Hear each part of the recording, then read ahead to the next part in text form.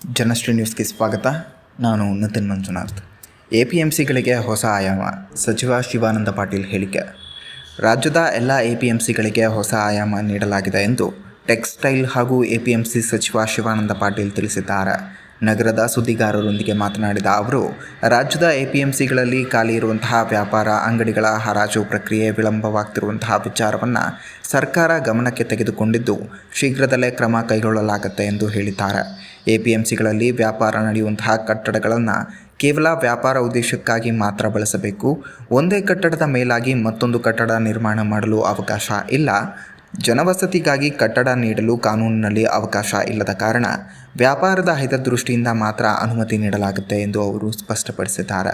ನಾವು ತೊಗೊಂಡಿದ್ದು ಹರಾಜು ಮಾಡಿ APMC ವರ್ತಕರಿಗೆ ಅಂತ ಕೊಟ್ಟಿರ್ತೀವಿ. ಅವ್ರಿಗೆ ಮನೆ ಕಟ್ಕೊಳಕ್ಕೆ, ಆಫೀಸ್ ಕಟ್ಕೊಳಕ್ಕೆ, ವ್ಯಾಪಾರ ತೆಳಗಿನ ಫ್ಲೋರ್ನಾಗ ಮಾಡ್ತಿರ್ತಾರೆ. ಅವ್ರು ಮ್ಯಾಗಿಂದೇನು ಆಫೀಸ್ ಮಾಡ್ಕೊಳಕ್ಕೆ ನಮ್ಗೆ ಅವಕಾಶ ಕೊಡಿ ಅನ್ನೋದು ಒಂದು. ಕೆಳಗಿನ ಫ್ಲೋರ್ಗಳಲ್ಲಿ ಸಾಕಷ್ಟು ಹುಬ್ಬಳ್ಳಿ ಇರೋದು ಬೇರೆ ಬೇರೆ APMCಗಳಲ್ಲಿ ಇನ್ನೂ ಕೆಲವು ಮಳಿಗೆಗಳು ಹಾಗೆ ಉಳಿದಾವ ಅಂತ ಭಾಳ ಅದು ಉಳಿತಾವೆ. ಈಗ ನೋಡಿ, APMC 2019 ಸತ್ತೇ ಹೋಗಿತ್ತು. 2014ರಿಂದ ಹೊಸ ಕಾನೂನು ಜಾರಿಗೆ ಬಂದ ಬಳಿಕ APMCಗಳಲ್ಲಿ ಹಲವು ಬದಲಾವಣೆಗಳು ಕಂಡುಬಂದಿವೆ. 2019ರಲ್ಲಿ 198 ಕೋಟಿ ರೂಪಾಯಿ ಆದಾಯವಿದ್ದರೆ ನಂತರ ಅದು 500 ಕೋಟಿ ರೂಪಾಯಿಗೆ ಏರಿಕೆಯಾಗಿದೆ. ಈ ವರ್ಷ ಈಗಾಗಲೇ ಸುಮಾರು 600 ಕೋಟಿ ರೂಪಾಯಿ ದಾಖಲಾಗಿದೆ. ಒಟ್ಟಾರೆ APMCಗಳಲ್ಲಿ ಸುಮಾರು 80,000 ಕೋಟಿ ರೂಪಾಯಿ ವ್ಯವಹಾರ ನಡೆದಿದ್ದು, ಇದು ಕೃಷಿ ಮಾರುಕಟ್ಟೆಯ ಬೆಳವಣಿಗೆಯನ್ನು ತೋರಿಸುತ್ತಿದೆ ಎಂದು ಸಚಿವರು ತಿಳಿಸಿದ್ದಾರೆ. ಈ ವರ್ಷ ಕೂಡ ಅಷ್ಟು ಹೆಚ್ಚು ಕಡಿಮೆ ವ್ಯವಹಾರ ಆಗ್ತದೆ. ಆ ಥರ ರಗ್ಗಡ್ ಇಂಪ್ರೂವ್ಮೆಂಟ್ ಆಗಿದೆ. ಅದ್ರ ಬಗ್ಗೆ ಯಾರೂ ತಲೆ ಕೆಡಿಸ್ಕೊಳ್ತಾ ಇಲ್ಲ. ಈ ಗುಳಿಮಂಗಳ ಅಂತೇಳಿ ಒಂದು ಜಾಗ ಇದೆ ನಮ್ಮಲ್ಲಿ ಬೆಂಗಳೂರಿನಲ್ಲಿ, ಎಲೆಕ್ಟ್ರಾನಿಕ್ ಸಿಟಿನಲ್ಲಿ. 42 ಎಕರೆ ಜಮೀನು 20 ವರ್ಷದಿಂದ ಕೇಸ್ ನಡೆದಿತ್ತು. ಸೋತಿದ್ರೆ ಆ ಕೇಸ್ ಗೆದ್ದು ಇವತ್ತು ಆ ಲ್ಯಾಂಡ್ ತೊಗೊಂಡಿವಿ. ಆಸ್ತಿಗೆ 850 ಕೋಟಿ ರೂಪಾಯಿ ನಮ್ಮ APMC ಮೂಲದಿಂದನೇ ಕೊಟ್ಟಿದ್ದೀವಿ. ಅದೇ ಆಸ್ತಿನೇ ಇವತ್ತು ನಮ್ಮದು 1000 ಕೋಟಿ ರೂಪಾಯಿ ಆಸ್ತಿ. ಈ ಥರ ಭಾಳಷ್ಟು ಅಭಿವೃದ್ಧಿ ಆಗಿದೆ APMC. ವಾರ್ ಎಫೆಕ್ಟ್ನಿಂದ ಕೆಲವು ಫ್ರೂಟ್ಸ್, ಆಹಾರ ಧಾನ್ಯಗಳು. ಬೆಂಗಳೂರು ಎಲೆಕ್ಟ್ರಾನಿಕ್ ಸಿಟಿಯ ಕುಳಿಮಂಗಳ ಪ್ರದೇಶದಲ್ಲಿ 42 ಎಕರೆ ಜಾಗ ಕುರಿತು ಸುಮಾರು 20 ವರ್ಷಗಳಿಂದ ನ್ಯಾಯ ಹೋರಾಟ ನಡೆಯುತ್ತಿತ್ತು. ಹೋರಾಟದ ಫಲವಾಗಿ ಇದೀಗ ಆ ಜಾಗದ ಅಭಿವೃದ್ಧಿಗೆ ಅವಕಾಶ ದೊರೆತಿದ್ದು, ಸುಮಾರು 150 ಕೋಟಿ ರೂಪಾಯಿ ಮೌಲ್ಯದ ಜಾಗ ಈಗ 1000 ಕೋಟಿ ರೂಪಾಯಿ ಮೌಲ್ಯಕ್ಕೆ ಏರಿಕೆಯಾಗಿದೆ ಎಂದಿದ್ದಾರೆ. ವಿಶ್ವ ಮಟ್ಟದಲ್ಲಿ ನಡೆಯುತ್ತಿರುವಂತಹ ಯುದ್ಧದ ಪರಿಸ್ಥಿತಿಯಿಂದ ಕೆಲವು ಪ್ರದೇಶಗಳಲ್ಲಿ ಆಹಾರ ಧಾನ್ಯ ಹಾಗೂ ಹಣ್ಣುಗಳ ಕೊರತೆ ಉಂಟಾಗ್ತಿರುವುದು ಕಂಡುಬರುತ್ತಿದೆ. ಆದರೆ ಕರ್ನಾಟಕದಲ್ಲಿ ದೇಶೀಯ ಉತ್ಪನ್ನಗಳ ವ್ಯಾಪಾರ ಮಾತ್ರ ನಡೆಯುತ್ತಿರುವುದರಿಂದ ದೊಡ್ಡ ಮಟ್ಟದ ಸಮಸ್ಯೆ ಎದುರಾಗುವುದಿಲ್ಲ ಎಂದು ಸಚಿವರು ತಿಳಿಸಿದ್ದಾರೆ.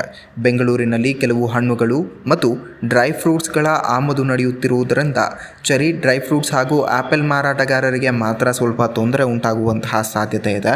ಇನ್ನು APMCಗಳ ಅಭಿವೃದ್ಧಿಗಾಗಿ ರಸ್ತೆ ನಿರ್ಮಾಣಕ್ಕೆ ಸುಮಾರು 14 ಕೋಟಿ ರೂಪಾಯಿ ಹಾಗೂ ಪಾರ್ಕಿಂಗ್ ವ್ಯವಸ್ಥೆಗೆ ಸುಮಾರು 15 ಕೋಟಿ ರೂಪಾಯಿ ವೆಚ್ಚ ಮಾಡಲಾಗ್ತಾ ಇದೆ. ಇದೇ ರೀತಿಯ ಅಭಿವೃದ್ಧಿ ಕಾರ್ಯಗಳು ರಾಯಚೂರು ಮತ್ತು ಬಳ್ಳಾರಿ APMCಗಳಲ್ಲಿಯೂ ನಡೆಯುತ್ತಿವೆ ಎಂದು ಸಚಿವ ಶಿವಾನಂದ ಪಾಟೀಲ್ ಹೇಳಿದ್ದಾರೆ. ಬ್ಯಾಡಗಿ ಮೆಣಸಿನಕಾಯಿ last year highest sale in the history ಅಲ್ಲ.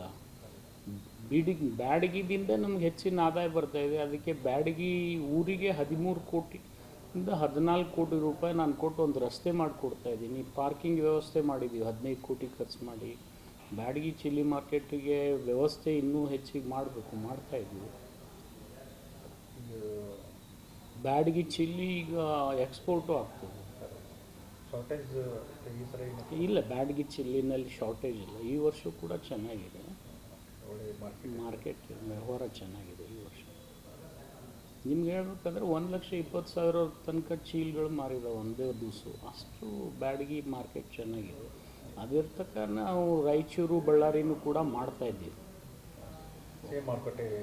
ಅಂದರೆ ಬ್ಯಾಡಗಿ ಇಟ್ ಈಸ್ ಇಂಟರ್ನ್ಯಾಷನಲ್ ಮಾರ್ಕೆಟಿಗೆ, ಬರೀ ನ್ಯಾಷನಲ್ ಅಷ್ಟೇ ಅಲ್ಲ. ಬ್ಯಾಡಗಿಗೆ ಒಂದು ಟ್ರೇಡ್ ನೇಮ್ ಬಿದ್ದಿದೆ. ಸ್ವಲ್ಪ ರೈತರು ಅಲ್ಲಿ ಮಾರ್ಕೊಂಡ್ರೆ ಹೆಚ್ಚಿಗೆ ಆದಾಯ ಬರ್ತಿದೆ. ಈ ವರ್ಷ ಅಂತೂ ಭಾಳ ಆದಾಯ ಬಂದಿದೆ ರೈತರಿಗೆ.